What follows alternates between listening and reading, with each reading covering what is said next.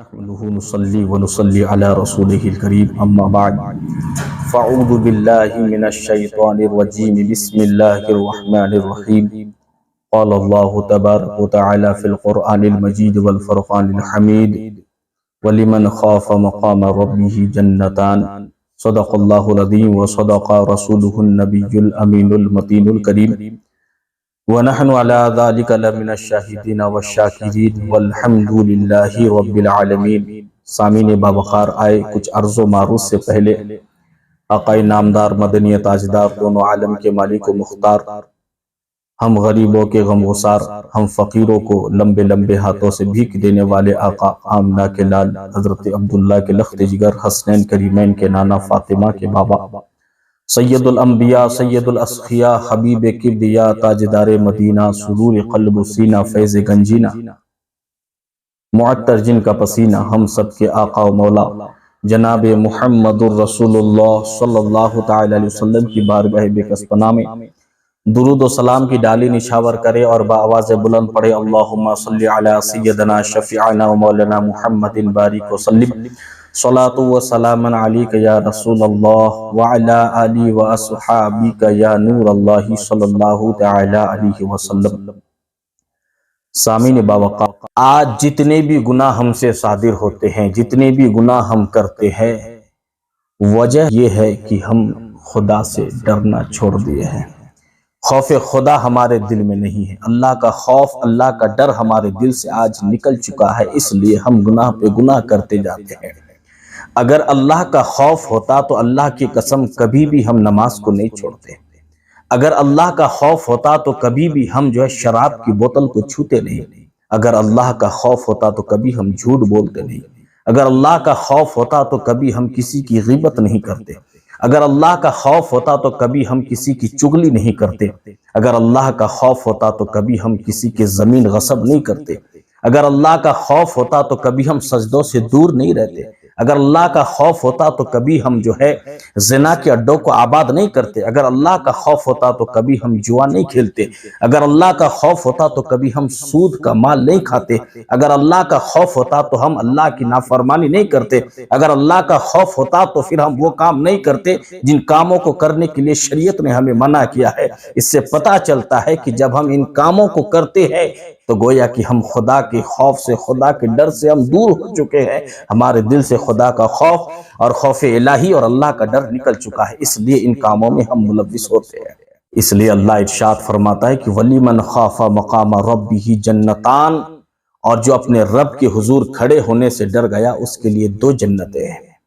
جب تک ہمارے دل میں خوف خدا پیدا نہ ہو، جب تک ہمارے دل میں اللہ کا ڈر پیدا نہ ہو، اس وقت تک ہم گناہوں سے بچ نہیں سکتے۔ اگر گناہوں سے بچنا ہے، اللہ کی نافرمانیوں سے بچنا ہے، تو ہمیں اپنے دل میں خوف خدا اور خوف الہی پیدا کرنا ہے۔ جو اپنے دل میں خوف خدا اور خوف الہی پیدا کر لیتا ہے نا، پھر وہ گناہوں کی طرف مائل نہیں ہوتا، پھر وہ جوئے کی اڈے کی طرف اپنا قدم نہیں بڑھاتا، پھر وہ شراب کے اڈے کی طرف اپنا قدم نہیں بڑھاتا، وہ زنا کے اڈوں کی طرف اپنا قدم نہیں بڑھاتا، پھر وہ مسجد سے دور نہیں بلکہ مسجد سے قریب ہو جاتا ہے، شراب کے اڈوں سے دور ہو جاتا ہے، جوئے کے اڈوں سے دور ہو جاتا ہے، زنا کے اڈوں سے دور ہو جاتا ہے اور مسجد سے قریب ہو جاتا ہے۔ اور جب بندہ مسجد سے قریب ہو جاتا ہے، اللہ کو ڈر کر جب بندہ نیکیوں کی طرف اپنا قدم بڑھاتا ہے، تو پھر وہ خدا کا مقرب بن جاتا ہے، وہ خدا کا قریبی اور خدا کا خاص بندہ بن جاتا ہے۔ پھر اللہ ایسے بندوں کے لیے فرماتا ہے کہ وَلِمَنْ خَافَ مَقَامَ رَبِّهِ جَنَّتَانِ، اور جو میرے حضور کھڑے ہونے سے ڈر گیا اس کے لیے دو جنتیں ہیں۔ اس لیے میرے مسلمان بھائیوں، چند دنوں کی زندگی ہے، ہر انسان یہاں پر ہمیشہ کے لیے رہنے کے لیے نہیں آیا ہے، ہر ایک کو جانا ہے کسی نہ کسی دن، آج کوئی اور تو کل کوئی اور تو پرسوں ہماری باری ہے، ہر ایک کو جانا۔ اللہ فرماتا ہے کلو نفس ذائقۃ الموت، ہر ایک کو موت کا مزہ چکھنا ہے، اس لیے اپنی زندگی کو خوف خدا، خوف الہی میں گزارے۔ جب ہم اپنے دل میں خوف خدا اور اللہ کا ڈر پیدا کر لیں گے، اللہ کی عزت کی قسم، پھر کبھی ہم گناہ کی طرف مائل نہیں ہوں گے، ہمارا دل کبھی گناہ کی طرف جھکے گا نہیں، بلکہ ہر وقت یہی سوچیں گے گناہ کرتے کرتے معاذ اللہ کہ موت آ گئی تو کیا ہوگا۔ اللہ کا ڈر پیدا کرے، خوف الہی پیدا کرے، خوف خدا پیدا کرے۔ جو بندہ خوف خدا پیدا کر لیتا ہے وہ گناہ نہیں کرتا ہے، پھر وہ گناہ نہیں کرتا ہے، وہ ہر حال میں یہی سوچتا ہے کہ کوئی دیکھے نہ دیکھے، میرا خدا دیکھ رہا ہے، میرا اللہ دیکھ رہا ہے۔ اللہ اکبر۔ اور جو بندہ اپنے دل میں خوف خدا بسا کر گناہوں کو چھوڑتا ہے، اللہ کی قسم ہمارا رب بڑا خوش ہوتا ہے۔ ہمارا رب اس بندے سے ایسا راضی ہوتا ہے، ایسا خوش ہوتا ہے کہ ہمارا رب اس بندے کے پچھلے تمام گناہوں کو معاف فرما کر ان تمام گناہوں کو نیکیوں میں بدل دیتا ہے۔ یہ خوف خدا کی برکت ہے، یہ خوف الہی کی برکت ہے۔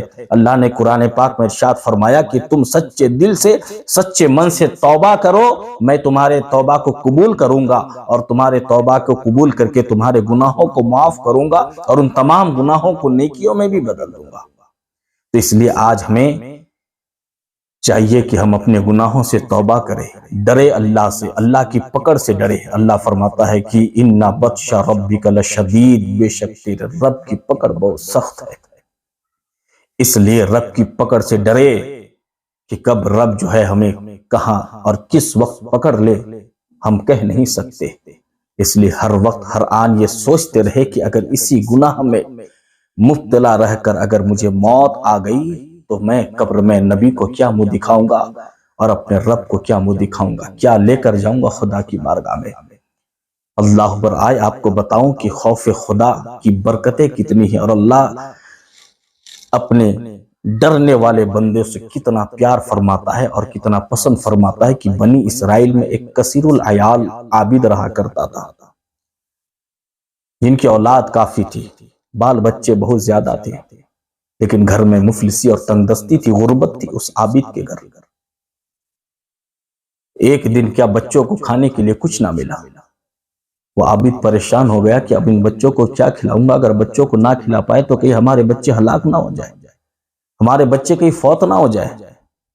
ماں باپ تو ماں باپ ہوتے ہیں نا، وہ اپنی بھوک، اپنی پیاس، اپنی تکلیف، اپنی پریشانی برداشت کر سکتے ہیں، لیکن اولاد کی تکلیف اور پریشانی برداشت نہیں کر سکتے، چاہے کچھ بھی ہو جائے، ان کو کچھ بھی کرنا پڑے، اپنی جان بھی اگر گوانی پڑے تو وہ ماں باپ گوا دیتے ہیں، مگر اولاد کو خوش دیکھنا چاہتے ہیں۔ اس عابد نے آخرکار اپنی بیوی سے کہا کہ جاؤ کہیں سے کچھ کھانے لے کر آؤ تاکہ بچوں کی جان بچائی جائے۔ اس عابد کی بیوی وہ بھی نیک اور پارسا اور پرہیزگار تھی، وہ جب ایک تاجر کے پاس پہنچی، اور وہ تاجر بڑا مالدار تھا، رئیس تھا، لیکن دنیا دار تھا، دنیا پرست تھا، دنیا کی محبت اس کے دل میں بسی ہوئی تھی۔ جب اس عابد کی بیوی اس تاجر کے پاس پہنچی اور اس کی بیوی نے کہا کہ مجھے کھانے کے لیے کچھ دو، ہمارے بچے بھوکے اور پیاسے ہیں، گھر میں تنگ دستی چل رہی ہے، غربت چل رہی ہے، کئی دنوں سے جو ہے فاقے چل رہے ہیں، گھر میں چولہا نہیں جلا کئی دنوں سے، خدا کے واسطے اگر تمہارے پاس کچھ ہے، اللہ نے تمہیں دولت و ثروت عطا فرمائی ہے تو ہمیں کچھ دے دے تاکہ ہم اپنے بچوں کو کھلا کر ان کی جان بچا سکے۔ وہ دنیا دار تاجر، وہ دنیا پرست تاجر، دنیا کی محبت رکھنے والا اپنے دل میں تاجر، اس نے اس موقع کو غنیمت سمجھا اور سوچا کہ چلو کیوں نہ فائدہ اٹھایا جائے۔ اس نے شرط لگا دی کہ ٹھیک ہے میں تمہیں کھانے کے لیے تو دوں گا، لیکن میری شرط یہ ہے کہ پہلے میری خواہش پوری کرو، معاذ اللہ، پہلے میرے دل کے ارمان پورے کرو، میں تمہیں جو کہوں گا وہ تمہیں کرنا پڑے گا۔ یعنی گویا کہ وہ دنیا دار تاجر اس عورت کو گناہ کی دعوت دے رہا تھا، زنا کی طرف بلا رہا تھا کہ پہلے میرے ساتھ زنا کرو، معاذ اللہ، بدکاری بدفعلی کرو، اس کے بعد میں تجھے کھانے کے لیے دوں گا۔ وہ عورت تڑپ اٹھی، اس لیے کہ نیک اور پارسا تھی، صالحہ تھی، وہ سمجھتی تھی کہ میرا خدا دیکھ رہا ہے، میں اپنے نبی کو کیا منہ دکھاؤں گی۔ وہاں سے لوٹی کہ نہیں، یہ مجھ سے نہیں ہو سکتا، یہ مجھ سے نہیں ہو سکتا، تمہیں دینا ہے تو دو ورنہ میں یہاں سے جاتی ہوں۔ تاجر نے کہا نہیں مجھے نہیں دینا ہے جب تک میری بات نہیں مانو گی۔ وہ نیک خاتون وہاں سے پلٹ گئی اور گھر کی طرف روانہ ہو گئی۔ ان کے قدم اتنے بھاری تھے کہ وہ ہم بتا نہیں سکتے، اس لیے کہ ایک طرف وہ تاجر جو گناہوں کی طرف، گناہ کی طرف دعوت دے رہا ہے، اور دوسری طرف بچوں کی بھوک اور پیاس ہے، بچوں کی جان ہے۔ وہ ماں روتی ہوئی، سسکتی ہوئی، بلکتی ہوئی کسی قدر اپنے قدم کو اٹھا کر گھر کی طرف بڑھا رہی ہے۔ جب گھر کے قریب پہنچے تو بچے خوشی سے مچل گئے کہ شاید میری امی کھانے کے لیے کچھ لائی ہوگی، شاید میری امی کھانے کے لیے کچھ لائی ہوگی، اب تو ہم کھا پی کر اپنی جان بچائیں گے اور خوشی سے اور آرام سے اب ہم سو سکتے ہیں۔ بچے جو ہے دوڑ کر اپنی ماں کی گود سے جو ہے لپٹ جاتے ہیں۔ ماں کی ممتا جو ہے تڑپ اٹھتی ہے، ماں رونے لگتی ہے۔ بچے کہتے ہیں کہ امی جان کھانے کے لیے آپ نے کچھ نہیں لایا، امی جان کھانے کے سامان نہیں ہے کچھ بھی آپ کے ہاتھ میں، آپ کے ہاتھ خالی کیوں ہے؟ ماں کی ممتا تڑپ گئی، ماں رونے لگی، بلکنے لگی۔ آخر بچوں کو کیا بتاتی؟ ماں اپنے بچوں کو کیا بتاتی کہ کیا مجبوری ہے، کیوں کھانا لے کر نہیں آ پائی؟ اللہ اکبر! بچوں کا جب تڑپنا، بلکنا، سسکنا اس ماں نے دیکھا تو ماں کی ممتا جاگی۔ ماں ہوتی ہے، اپنی اولاد کو تڑپتے ہوئے نہیں دیکھ سکتی ہے، اپنی اولاد کو بے چین اور بے قرار نہیں دیکھ سکتی ہے نا ماں۔ اس لیے ماں تڑپ گئی، بلک گئی کہ نفس نے ابھارا کہ چلو گناہ کر لو اور اپنی اولاد کی جان بچا لو۔ ماں یہی سوچ کر بچوں کے تڑپنے اور بلکنے اور سسکنے کو دیکھ کر پلٹ گئی تاجر کی طرف۔ تاجر کے پاس جب دوبارہ وہ ماں پہنچی اور تاجر سے کہنے لگی کہ چلو مجھے کچھ دے دو ابھی خدا کے واسطے۔ تاجر نے کہا میری جو شرط ہے وہ پوری کرو، تمہیں کھانے کے لیے دیتا ہوں میں۔ اس عورت نے کہا کہ ٹھیک ہے، میں تمہاری شرط پوری کرنے کے لیے تیار ہوں، مجھے کھانے کے لیے تو دو۔ اللہ اکبر! وہ تاجر اپنے برے مقصد کو پورا کرنے کے لیے، اپنے گندے مقصد کو پورا کرنے کے لیے جب اس عورت کو بند کمرے میں لے کر جاتا ہے، اللہ اکبر! وہاں پر اس تاجر اس عورت کے علاوہ کوئی بھی نہیں ہے۔ وہ عورت وہاں پر کانپنے لگتی ہے، رونے لگتی ہے۔ اس تاجر نے کہا کہ کیا بات ہے، اب کیوں رو رہی ہو؟ یہاں پر تو کوئی نہیں ہے، نہ ہمیں کوئی دیکھ رہا ہے نہ کوئی سن رہا ہے، یہاں پر کوئی دیکھنے والا نہیں، آخر تم کس سے ڈر رہی ہو؟ اس عورت نے کہا کہ اے دنیا دار تاجر، میں کسی سے نہیں، بس آج اپنے رب سے ڈر رہی ہوں۔ بھلی آج ہمیں کوئی نہیں دیکھ رہا ہے، لیکن تمہیں اس رب کے بارے میں کیا خیال ہے جو سمندر کی تہ میں مچھلیوں کیڑے مکوڑوں کو دیکھتا ہے؟ تمہیں اس رب کے بارے میں کیا خیال ہے جو ہمارے دلوں کی حالت کو جانتا ہے، دیکھتا ہے، سنتا ہے؟ اس رب کے بارے میں تمہارا کیا خیال ہے؟ آج میں اس رب سے ڈر رہی ہوں، آج میں اس رب سے خوف کھا رہی ہوں کہ میں کل قیامت کے دن میرے اللہ کو میں کیا منہ دکھاؤں گی، اس لیے رو رہی ہوں۔ اللہ اکبر!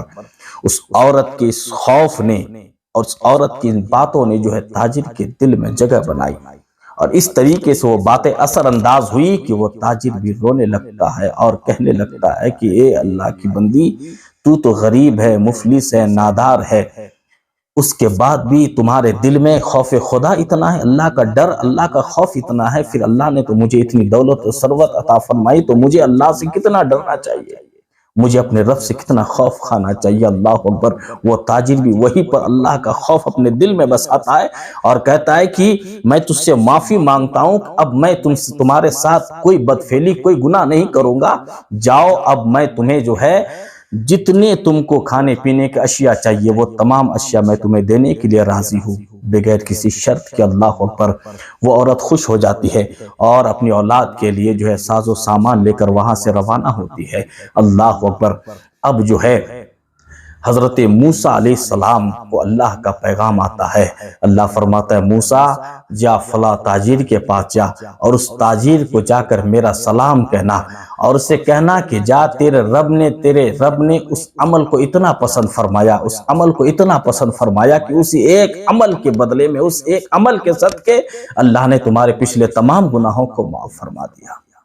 اللہ اکبر! حضرت موسیٰ علیہ السلام جب وہاں پر پہنچے اور جا کر جو ہے حضرت موسیٰ فرمانے لگے کہ تاجر آخر تو نے کون سا عمل ایسا کیا کہ اللہ نے پچھلے تمہارے تمام گناہوں کو معاف فرما دیا؟ اس تاجر نے کہا کہ میں نے کچھ نہیں، بس جو ہے، اور سارا واقعہ اس تاجر نے سنا ہے کہ ایسی بات ہے اور میرے دل میں خوف خدا جاگا، اس لیے میں گناہ سے جو ہے باز آ گیا، شاید یہی عمل اللہ کو پسند آیا ہوگا اور میرے رب نے میرے تمام گناہوں کو معاف کر دیا ہوگا۔ وہ تاجر رونے لگتا ہے کہ میں نے صرف ایک گناہ سے توبہ کی، اللہ اکبر، تو میرے رب نے مجھ پر اتنا انعام فرمایا کہ مجھے اپنا سلام بھیجا ہے۔ اگر میں ساری زندگی رب کی فرما برداری میں گزار دوں تو رب مجھے کتنے انعامات سے نوازے گا۔ تو سامعین باوقار، کہنے کا مقصد یہ ہے کہ اپنے دل میں خوف خدا پیدا کرے۔ جب گناہ کا خیال ہمارے دل میں آتا ہے تو سوچے کہ ہمارا رب ہمیں دیکھ رہا ہے، ہمارا رب ہمیں سن رہا ہے، ہمارا رب سب جانتا ہے، وہ سب جانتا ہے، سب دیکھتا ہے ہمارے دل میں کیا گزر رہا ہے، ہم کیا سوچتے ہیں، وہ رب سب جانتا ہے۔ اور اپنے دل میں خوف خدا جب تک ہم پیدا نہیں کریں گے اس وقت تک ہم گناہوں سے باز نہیں آ سکتے۔ اس لیے اگر گناہوں سے باز آنا ہے، اپنے رب کو خوش کرنا ہے، اپنے رب کو راضی کرنا ہے، اللہ کی بارگاہ میں مقبول ہونا ہے، اللہ کی بارگاہ میں سخوئی حاصل کرنی ہے، تو ہمیں اپنے دل میں خوف خدا پیدا کرنا پڑے گا۔ جب تک خوف خدا پیدا نہیں کریں گے اس وقت تک ہم اللہ کی فرما برداری نہیں کر سکتے، اس وقت تک گناہوں سے نہیں بچ سکتے۔ خوف خدا دل میں پیدا ہو جائے گا، پھر دیکھیے کیسے ہم گناہوں سے دور رہتے ہیں اور کیسے گناہوں سے ہم نفرت کرنے لگتے ہیں۔ اس لیے آج ہمیں ضرورت ہے خوف خدا پیدا کرنے کی، آج ہمیں ضرورت ہے خوف الہی پیدا کرنے کی۔ جس دن ہم خوف الہی پیدا کر لیں گے اور سب تمام گناہوں سے معافی مانگ لیں گے اللہ سے، اللہ اکبر، تو پھر اللہ کے مقبول اور اللہ کے پسندیدہ بندوں میں ہمارا شمار ہو جائے گا۔ پھر ہمارا شمار ان بندوں میں ہو جائے گا جن بندوں کے بارے میں رب نے قرآن میں فرمایا وَلِمَنْ خَافَ مَقَامَ رَبِّهِ جَنَّتَانِ، اور اپنے رب کے حضور جو کھڑے ہونے سے ڈر گیا اس کے لیے 2 جنتیں ہیں۔